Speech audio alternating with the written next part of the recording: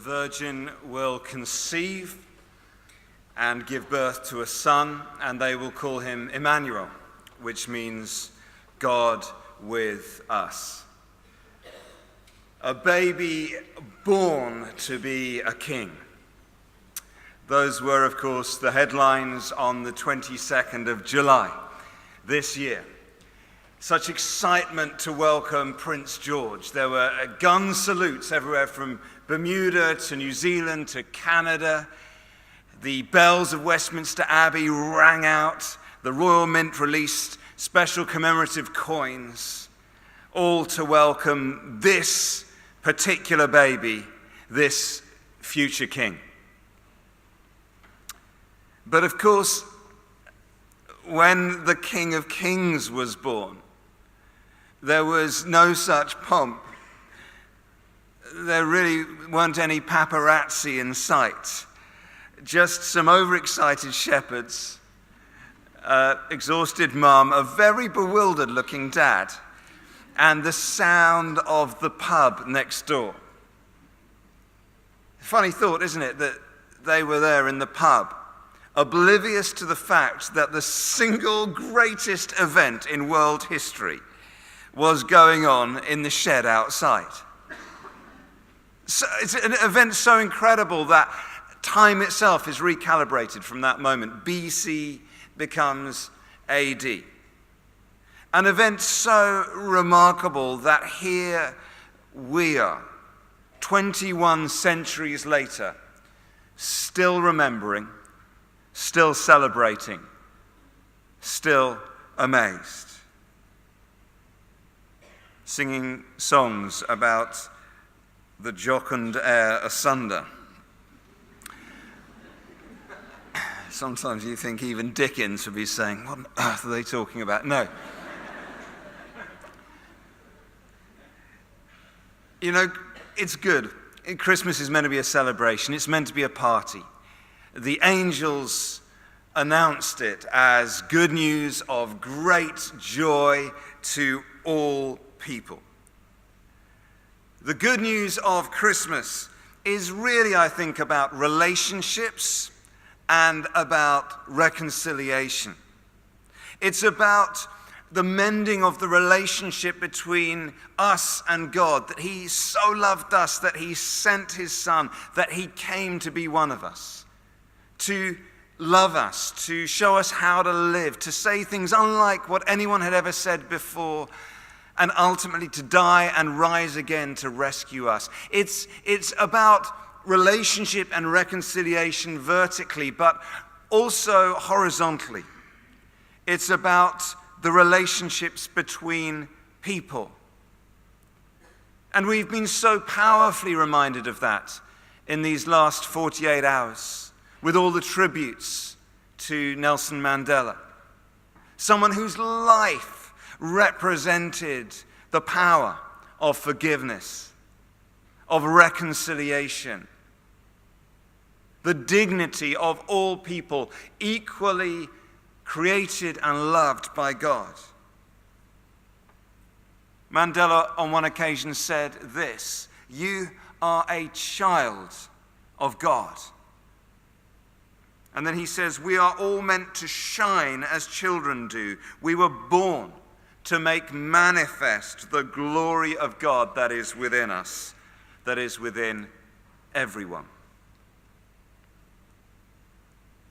So it's good to be together from different backgrounds, at different places on our journeys of faith, gathering today to worship.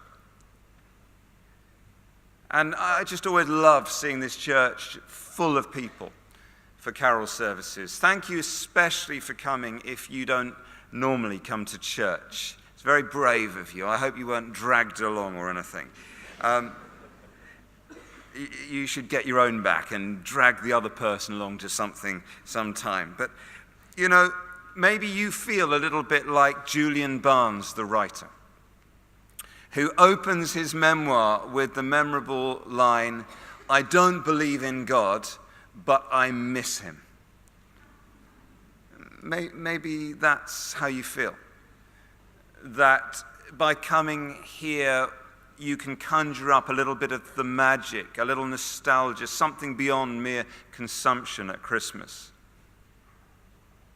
And I think if Christmas means anything at all, it means this, that the God you don't believe in believes in you, and yes, he misses you too.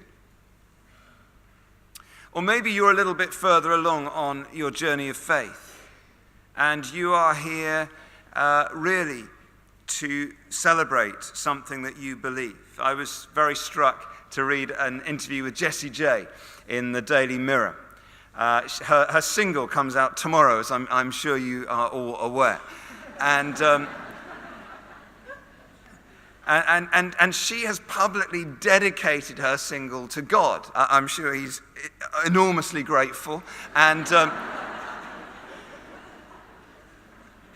you know, on the other side of the Atlantic, dedicating things to God is sort of de rigueur. But on this side, it's a little more risky. And she said, I've done it because I want to come out about my Christian faith, the growing significance of Jesus in my life. I was very struck earlier this year. I read a book by the award-winning poet and Yale professor Christian Wyman. And he has really rediscovered the faith of his childhood through going through two of life's greatest crises. At the age of 39, on one hand, he fell in love, and then around the same time, he was diagnosed with terminal cancer. And he writes this: "There was no bolts from the blue conversion or any of that. My old ideas simply were not adequate for the extremes of joy and grief I experienced. And then, when I looked at my life through Christ, the world made sense." Christ, this baby born in that barn 2,000 years ago, this baby born to be king, makes sense of life today. And one of the great privileges of being involved with church leadership is that you get to walk with people through really some of their most difficult times of life and also some of their most wonderful. And you see the relevance of the Christmas message every day of the year. The love of God, the presence of God, the forgiveness of God, the hope of the gospel. And I wanted to tell you about a friend of mine called Ben, because his story, I think, illustrates the relevance of Christmas and the message of relationship and reconciliation. And I asked him if I could tell you the story. And he didn't just say, okay, he said, I would love them to hear what God has done. This is Ben's story. He grew up in Chile, and his mum, unfortunately, was an alcoholic. And when she was drunk, she was very aggressive, and she would attack Ben, and she would actually attack Ben's dad as well. He remembers as a child being put out the front door and the door being shut and his mother just hoping he would disappear. It was normal to be scared of his mum. There came the time when he was 8.5 years old when he came out of school one day and his dad met him at the gates and said, I can't take any more. I'm leaving your mum. I'm leaving the country, and you've got to make the decision whether you're going to come with me or you're going to stay with her. I mean, that's quite a decision to make at the end of a school day, aged 8.5. So he decided to go with his dad, and eventually they came to this country and they settled in Richmond. And Ben got into cycling in a big way. He found he was really good at cycling. In fact, by his teens, he was representing Great Britain internationally in the velodrome, and he was being tipped for the Olympics. But he was training so hard, he really wasn't studying at all. And he had sponsorship. He figured he didn't really need exams. And so he really flunked his GCSEs. And his father, who had never supported him in his cycling, was livid when he failed his GCSEs. So disappointed and so angry that at the age of 16, Ben was kicked out of home by his dad, having been rejected by both parents. And so he set about trying to make the best of it, and he got some work, and he began to actually make quite a lot of money. And by the age of 21, he was making very good money. But he felt there was something missing in his life. There had to be more than just doing the job and doing the conveyor belts. And he needed some way of processing some of the painful things that he was carrying, the anger he had towards his mum. And so he goes rock climbing with a mutual friend, a guy called Chris. And Chris kept bugging him about this thing, the Alpha course. And eventually Ben agreed to come. And, you know, between the sessions, you turn up, you have some food, and you just discuss an interesting talk and what you think about it. No one Bible bashes you. It's just a good time for discussion of the things that really matter. And between these sessions, Ben has recently admitted that he used to Google awkward questions to ask Christians.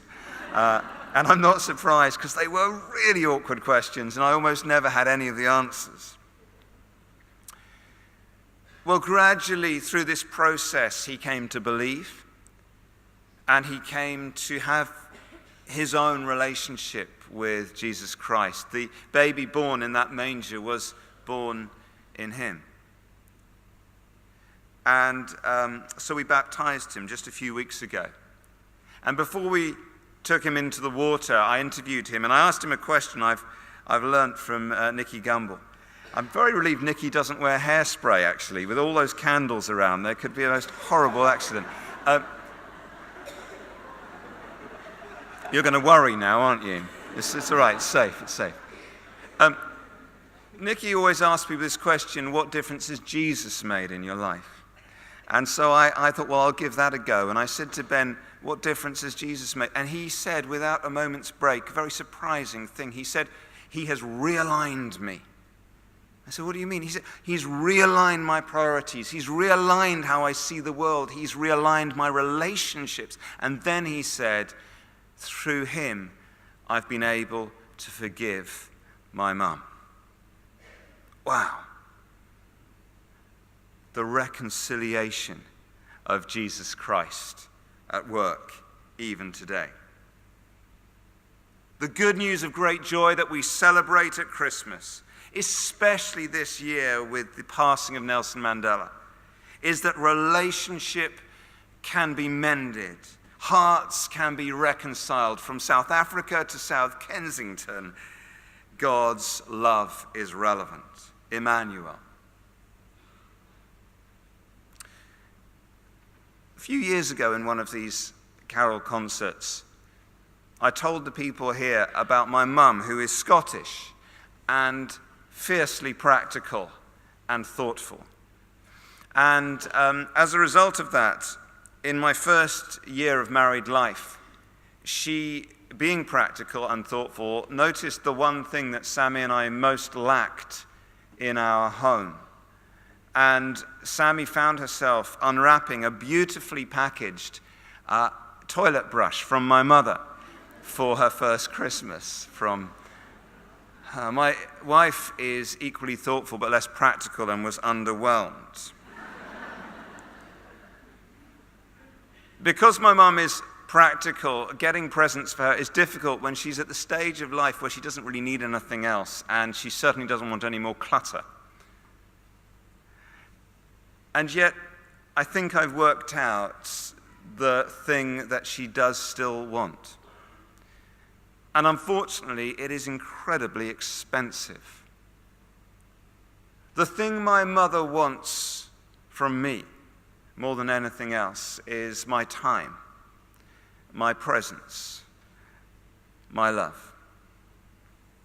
And so as we celebrate the birthday of this baby born to be king, there really is only one gift that we can give to God that he hasn't already got.